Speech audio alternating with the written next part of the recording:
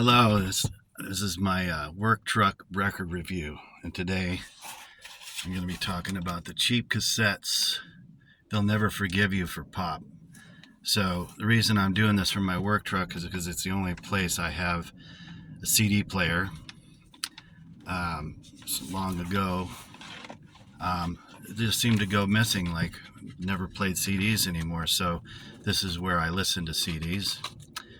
And this comes with a nice little poster. Nice kind of a small little cardboard thing like a gatefold. Very cool. And, the back we've got a colored tint quadruple pick that reminds me of this album. Look at that. I wonder if they got their idea from this old VJ copy of Introducing the Beatles, Songs, Pictures, and Stories. I had the same idea for my record. But who knows? I'll have to ask Charles and Scott to see who came up with that idea, but very similar. So I thought we'd go through the tracks and I'd give you my thoughts because everybody's dying to hear what I think, right? So it starts off here, the little Pete and Ray, I think. Come on, people. That must have been Scott's idea. So it's New Gun in Town, great lead-off track. Once it gets going here, this had to have been Scott's idea.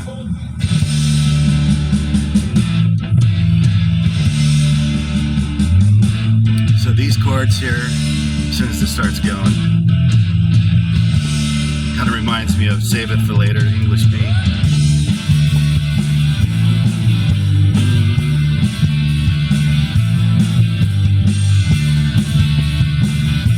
Yeah. And right off the bat, Charles starts singing about shoes. You got a size 5 pump.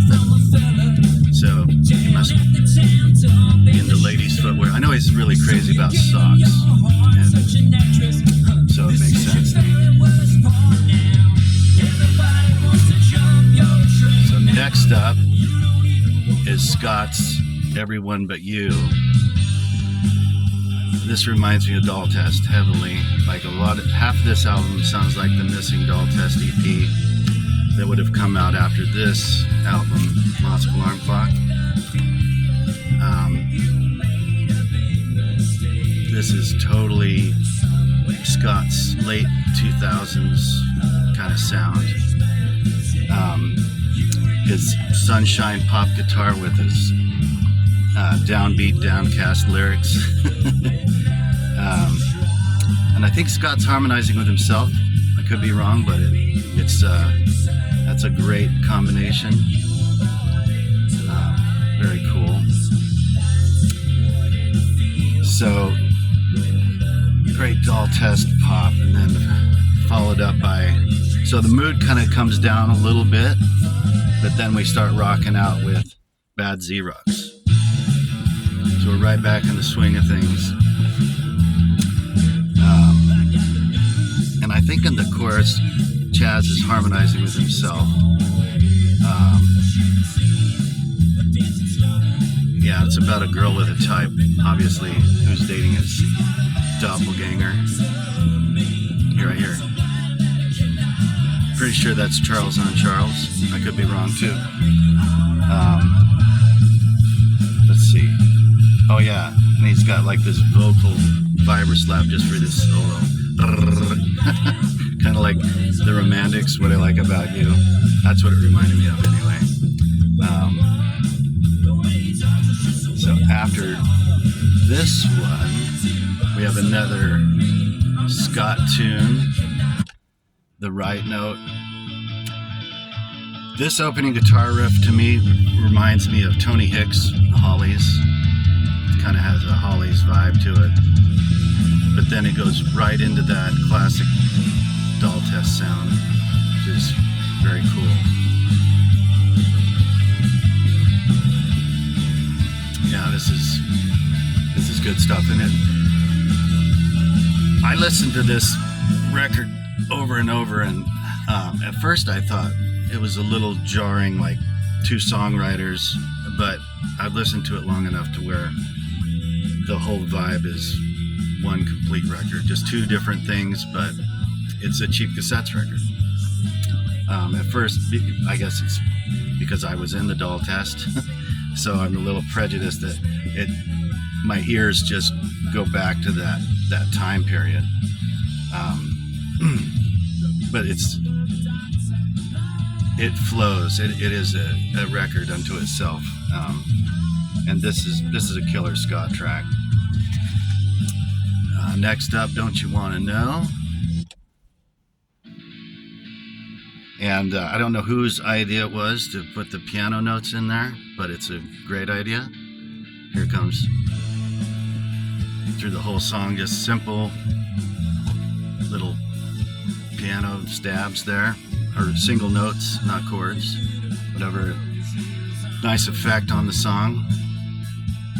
So I don't know whose idea that was. I'll have to ask.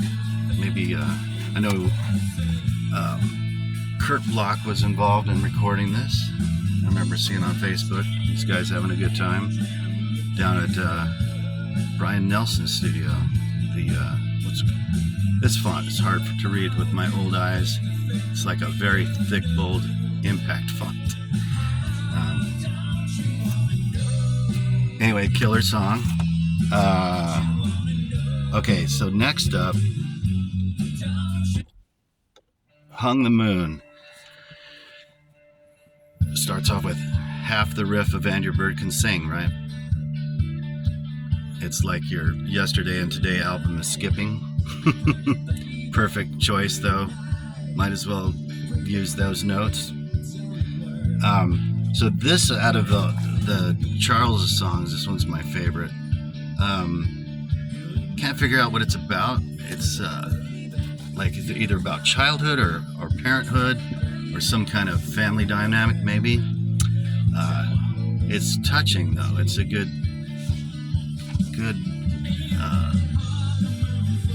I like songs like that make you, it could fit into anybody's life. So what is it about, It evokes little glow-in-the-dark things in a child's bedroom, I suppose. Killer song. Okay, next up, Fade to Nothing.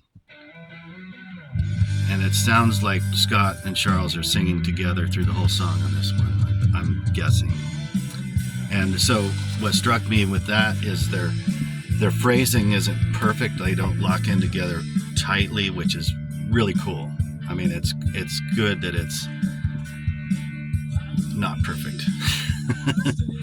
It gives it some life.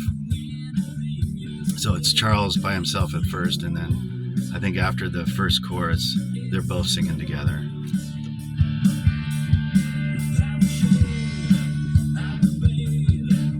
And then in the solo, I believe Scott's playing the solo. It sounds like his guitar. It sounds like the solo from Bell Map to Stars off Moss Farm Clock.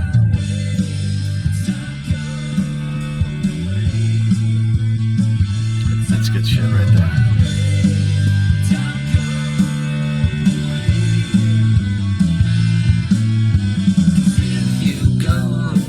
A lot of earworms on this one. Okay. Next up is Down to Mexico. So Scott wrote this with the late Jim Honeycutt. They must have written it when they were kids, I'm guessing, maybe teenagers or in their early 20s. So I took a count on this piece of paper here. You can see all these hash marks of how many times he says yeah. So he starts out with 9 yeahs. Yeah. So I counted them all up, and there's 93 total yeahs in this song, which is impressive. It's way more than She Loves You. Yeah.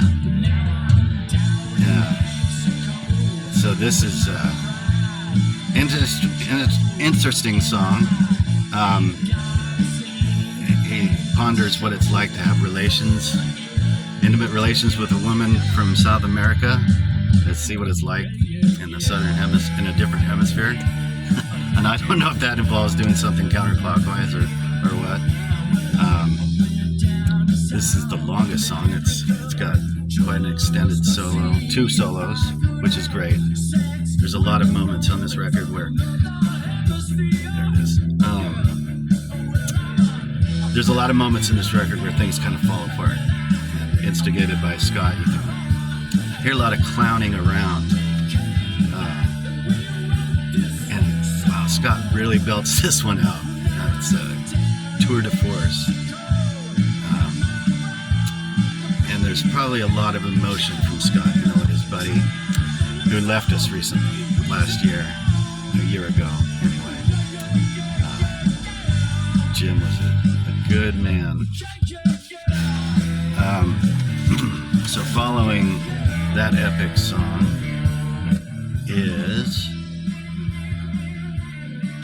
the radio hit, what I consider the radio hit, Creeping Time. It's got an early 80s vibe. I can't put my finger on what it reminds me of, but it's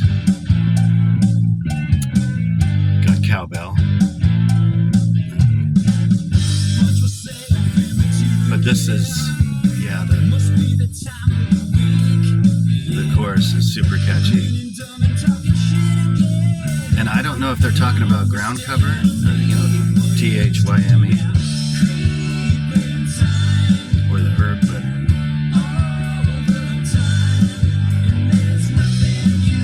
yeah, this is just the standout track of like the perfectly crafted 3-minute radio song. There's no time stamps on this, but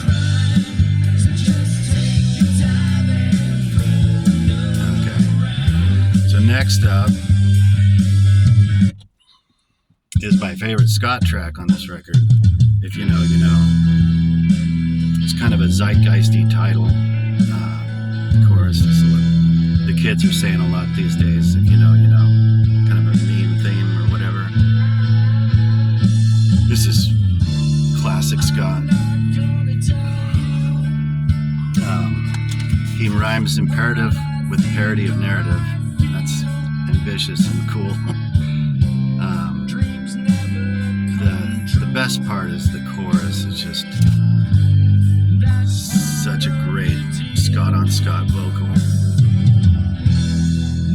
That spoiled child on your birthday thing is, I mean, you know just exactly what he's talking about.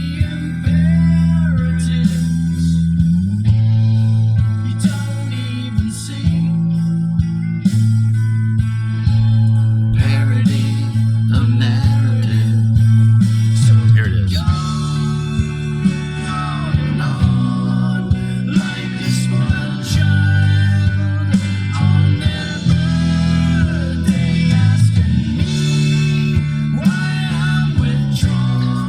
Just candy for the ears right there.